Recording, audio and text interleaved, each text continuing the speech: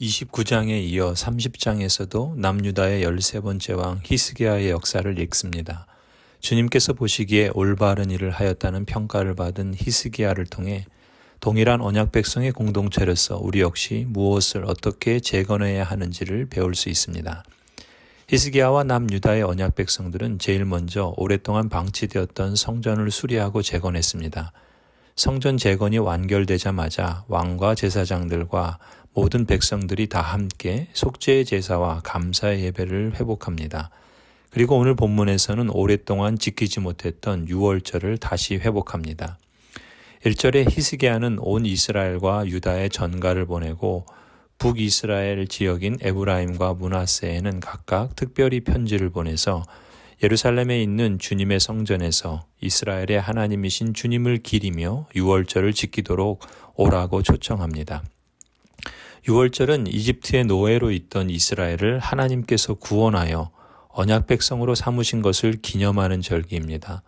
유월절은 하나님께서 특별하게 선택하여 구별하신 언약 백성이라는 정체성의 근간이 되는 절기로 매년 지켜야 했습니다.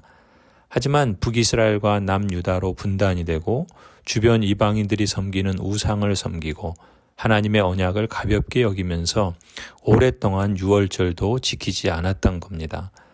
그래서 히스기야 왕은 언약 백성으로서 정체성을 상기시키고 세상 속의 제사장적 나라로서 하나님께서 맡기신 사명을 따라 공동체를 재건하기 위해 유월절을 다시 회복하고자 했던 겁니다. 그런데 유월절은 유대 종교력의 첫째 달에 지켜야 합니다. 하지만 오랫동안 방치된 성전을 수리하고 재건하기 위해 정한 날짜에 맞추기가 어려웠습니다. 그래서 2절에 히스기야 왕은 대신들과 예루살렘의 온 회중과 더불어 의논하여 둘째 달에 유월절을 지키기로 했습니다. 3절에 이처럼 유월절을 한 달이나 늦추어 지키기로 한 것은 성결 의식을 치른 제사장도 부족한 데다가 백성도 예루살렘에 많이 모이지 못하였으므로 본래 정해진 첫째 달에 지킬 수 없었기 때문입니다.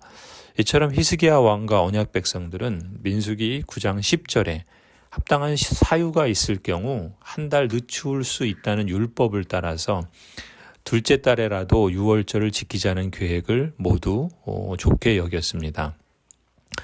히스기야 왕은 아시리아에게 패망한 북왕국 지파들에게 함께 유월절을 지키자고도 초대했습니다. 5절을 보면은 히스기야 왕은 브엘사바에서 단에 이르기까지 이스라엘 전역에 명령을 선포하여 모두 함께 예루살렘으로 와서 주 이스라엘의 하나님 앞에서 유월절을 지키도록 하였습니다. 그들은 참으로 오랫동안 율법에 기록된 절차대로 유월절을 지키는 것을 실천하지 못했던 것입니다. 히스기야는 이처럼 북이스라엘에 남아있는 사람들에게 편지를 보내 다음과 같이 선포합니다. 그 내용이 6절에서 9절 말씀인데요. 6절을 보시면 이스라엘 자손은 들으라. 백성은 아브라함과 이삭과 이스라엘을 돌보신 주 하나님께로 돌아오라. 그러면 주님께서도 남아있는 백성들 곧 아시리아 왕의 손에서 벗어난 당신들에게로 돌아오실 것이다. 당신들은 조상이나 동포를 닮지 말아라. 그들이 주 조상의 하나님께 범죄하였으므로 주님께서 그들을 멸망하도록 버려두신 것을 당신들은 직접 보았다. 당신들은 목이 곧은 조상과 같이 고집을 부리지 말고 주님께로 돌아오라. 당신들은 하나님께서 영원히 거룩하게 하신 성전으로 들어가서 주 당신들의 하나님을 섬겨라. 그래야만 주님께서 당신들에게서 진노를 거두실 것이다. 당신들이 주님께로 돌아오면 당신들의 친족과 아이들을 사로잡아간 자들이 당신들의 동포에게 자비를 베풀어서 그들을 이 땅으로 돌려보낼 것이다. 주 당신들의 하나님은 은혜로우시고 자비로우신 분이시므로 당신들이 그에게로 돌아오기만 하면 당신들을 외면하지 않으실 것이다. 히스기야의 그 편지의 내용을 간단히 요약하면 이런 내용입니다. 하나님께로 돌아오십시오. 그러면 하나님께서도 여러분에게로 돌아오셔서 포로로 잡혀간 가족과 동포들도 돌려보내실 것입니다. 하나님께서는 재건 과정을 통해서 멸망한 북이스라엘에게 다시 주님께 나아 돌아올 수 있는 기회를 주셨던 겁니다. 죄로 망하는 길과 회개하여 회복하는 길 중에 우리가 선택할 길은 분명하지요. 하나님께서 선포되는 말씀을 통해 이처럼 경고하실 때가 있습니다. 경고하신다는 것은 돌아갈 기회가 아직 있다는 뜻으로 받아들일 수 있어야 하겠습니다. 그러한 때 마음을 완악하게 하여 더 망하는 길을 고집할 것이 아니라 속히 돌이켜 주님께로 돌아가는 사람은 살게 될 줄로 믿습니다. 10절을 보면은 안타깝게도 북이스라엘 사람들 대부분은 이 편지를 비웃고 놀려대기까지 했습니다. 하나님 앞에서 진정 유익한 길이요 옳은 일이라고 항상 사람들에게 호의적인 반응을 얻는 것은 아닌 것이죠. 오히려 비난과 조롱, 심지어 모함과 적대를 겪을 수도 있다는 것입니다. 그러나 포기하지 않고 묵묵히 정진할 때 뜻을 같이 하려는 사람들이 생겨날 것입니다. 11절을 보시면 다만 북이스라엘의 아셀 지파, 므낫세 지파, 스불론 지파 사람들 가운데서 몇몇 사람이 겸손하게 말을 듣고 예루살렘으로 왔습니다.